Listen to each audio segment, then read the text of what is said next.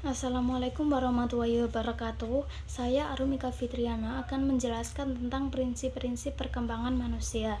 Pertumbuhan dan perkembangan itu berbeda.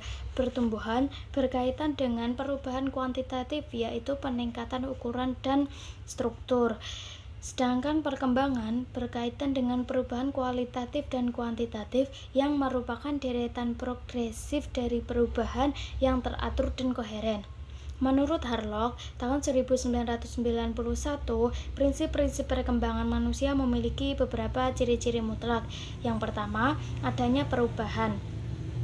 Manusia tidak pernah dalam keadaan statis. Manusia akan selalu berubah dan mengalami perubahan mulai pertama pembuahan hingga kematian.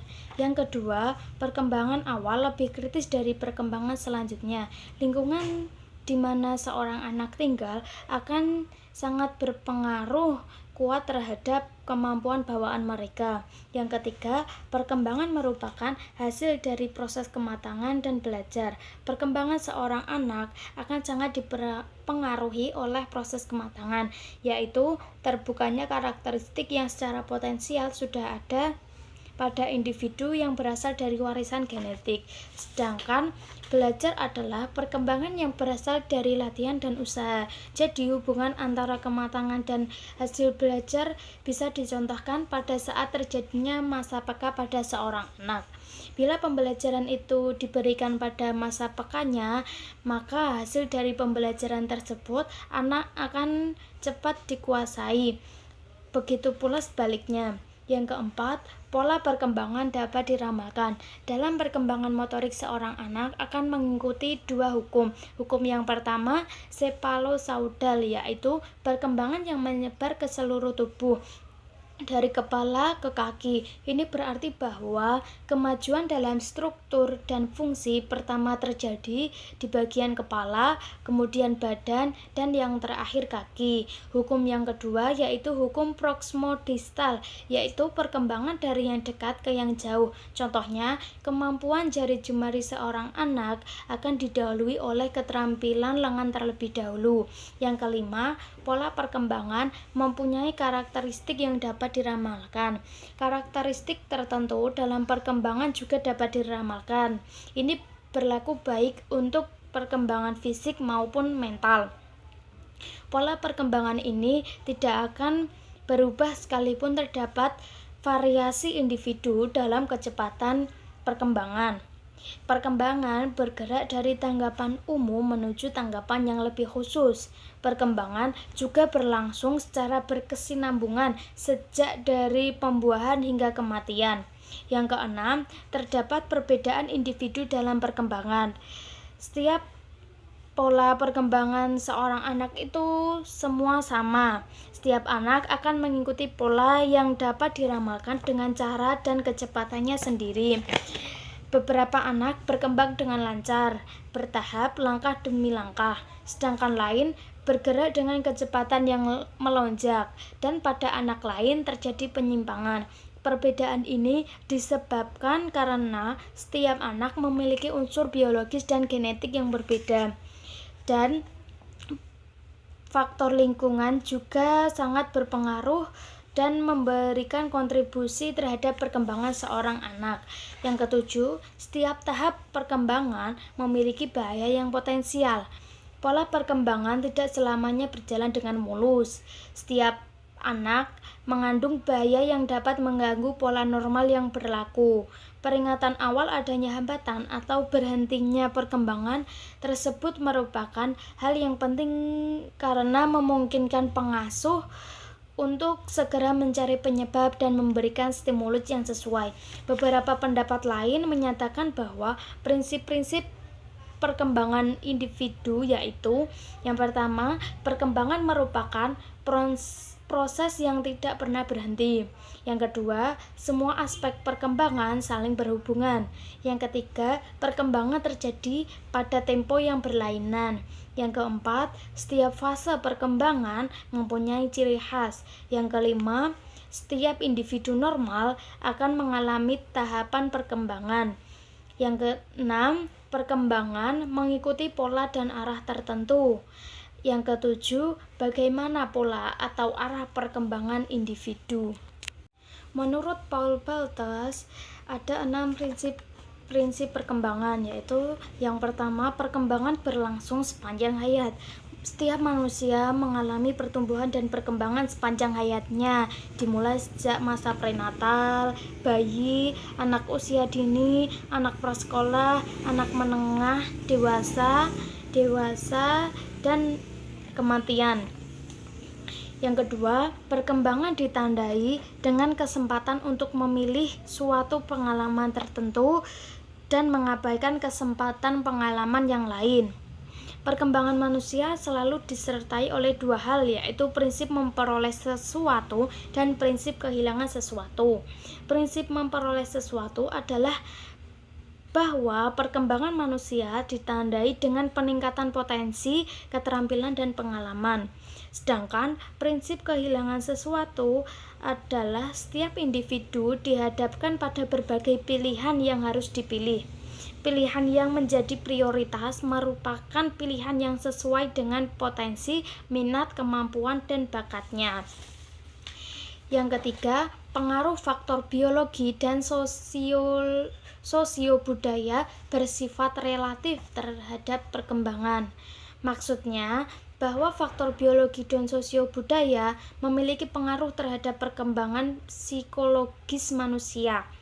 Namun, faktor mana yang paling berpengaruh terhadap perkembangan psikologisnya tidak dapat ditentukan secara pasti. Yang keempat, perkembangan manusia melibatkan berbagai stimulus internal maupun eksternal. Stimulus internal yaitu rangsangan yang berasal dari dalam diri individu, seperti motif, minat, bakat, kecerdasan, kreativitas, kepribadian, dan lain-lain. Sedangkan stimulus eksternal yaitu rangsangan yang berasal dari luar diri individu, seperti hadiah. Contohnya yaitu teladan, buku, media cetak, dan sebagainya. Kedua sumber stimulus tersebut mempengaruhi individu untuk mengembangkan diri sesuai pilihan minat dan bakatnya. Yang kelima, perkembangan manusia bersifat fleksibel dan berubah-ubah. Manusia dapat berkembang sesuai dengan keinginan, motif, maupun dorongan dari dalam diri dan juga dapat berkembang setelah menerima pengaruh dari luar individu. Karena itu, perkembangan manusia dapat diarahkan, direncanakan, dan dimodifikasi untuk memperoleh perubahan-perubahan yang semakin baik demi optimalisasi potensi individu. Yang keenam, perkembangan manusia dapat dipengaruhi oleh konteks sejarah dan sosial budaya. Perkembangan manusia tidak terlepas dari pengaruh masa lalu. Setiap individu dilahirkan dan dipelihara oleh orang tuanya. Mereka mendidik, mengajar, membina anak-anak sesuai dengan latar belakang pendidikan. Bangsa Indonesia memiliki pengalaman penjajahan bangsa asing tertentu saja berpengaruh pada perkembangan seorang anak, remaja, hingga dewasa. Menurut Jean Piaget, ada 4 prinsip perkembangan yang dialami oleh manusia.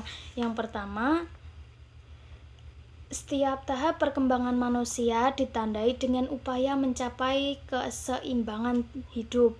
Setiap manusia memiliki tugas perkembangan sesuai dengan tahap perkembangannya. Tugas perkembangan dari setiap tahap perkembangan akan berbeda dengan tahap perkembangan berikutnya. Untuk mencapai keseimbangan hidupnya, masing-masing tugas perkembangan harus dilaksanakan dengan baik. Yang kedua, setiap tahap perkembangan dipengaruhi oleh tahap perkembangan sebelumnya dan mempengaruhi tahap perkembangan berikutnya. Setiap tahap perkembangan dipengaruhi oleh tahap perkembangan sebelumnya, yakni masa anak usia 3 tahun dipengaruhi oleh pada masa bayi. Demikian pula masa bayi dipengaruhi oleh masa prenatal. Yang ketiga, tahap-tahap perkembangan manusia itu bersifat universal. Setiap tahap perkembangan yang dialami oleh manusia adalah sama atau tidak ada perbedaan antara bangsa yang satu dengan bangsa yang lain. Masing-masing individu akan mengalami tahap-tahap yang sama dari sejak masa prenatal, bayi, anak, remaja, hingga dewasa, dan terakhir kematian. Yang keempat, setiap tahap perkembangan sebagai proses menjadi secara integratif atau being process. Setiap tahap perkembangan individu berupaya untuk mengoptimalkan potensi-potensinya dengan sebaik-baiknya. Jadi, setiap tahap perkembangan kognitif individu harus dicapai dengan baik sehingga dapat menopang atau mendukung tahap perkembangan kognitif. Sedangkan menurut Miller, prinsip perkembangan manusia itu ada 5 prinsip. Yang pertama, natur. Perkembangan bukan hanya dipengaruhi oleh faktor internal, tetapi juga dipengaruhi dengan faktor eksternal. Yang kedua, kuantitatif. Istilah kuantitatif mengandung pengertian sebagai perubahan fisik yang cenderung semakin meningkat atau menurun kapasitas ukurannya. Istilah kuantitatif ini adalah konsep perubahan yang menyatakan sebagai perubahan kemampuan, keterampilan, keahlian, dan kompetensi dari individu. Yang ketiga, normatif. Yang dimaksud dengan asas normatif adalah suatu tahap perkembangan individu yang cenderung mengikuti pola-pola yang sudah umum sesuai dengan konsep perkembangan secara normal dan formalistik, aturan-aturan, adat istiadat, sosial budaya yang berlaku dalam kehidupan masyarakat. Yang keempat, kesinambungan. Pola perkembangan manusia dapat dipandang secara kontinu atau berkesinambungan tanpa ada tahapan yang jelas, tetapi seperti garis lurus bersifat terus-menerus tanpa jeda dan tidak terputus. Di samping itu juga dapat dipandang secara diskontinu, yaitu tahap perkembangan itu harus melewati tahap-tahap tertentu untuk dapat memasuki tahap berikutnya, karena tahap tertentu mempengaruhi tahap berikutnya. Yang kelima, progresif. Perkembangan progresif adalah konsep perubahan secara fisiologis yang sangat cepat dan meningkat secara tajam yang dialami oleh usia anak prenatal, bayi, anak-anak, remaja, dewasa akibat makanan yang bergizi. Perkembangan regresif cenderung ditandai dengan penurunan ukuran fisik, makin kurus, makin ringan, dan sebagainya. Psikologi Perkembangan Anak dan Remaja 2013, Syamsu Yusuf merinci beberapa prinsip perkembangan manusia sebagai berikut.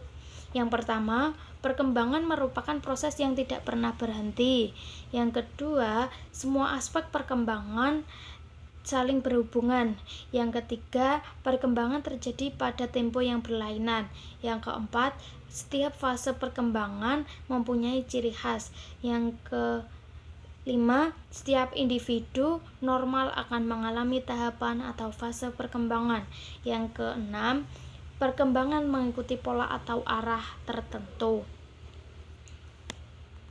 Dari penjelasan di atas dapat disimpulkan bahwa perkembangan seorang anak akan dipengaruhi oleh beberapa faktor, yaitu faktor internal, eksternal, dan faktor lingkungan dan yang lain-lain.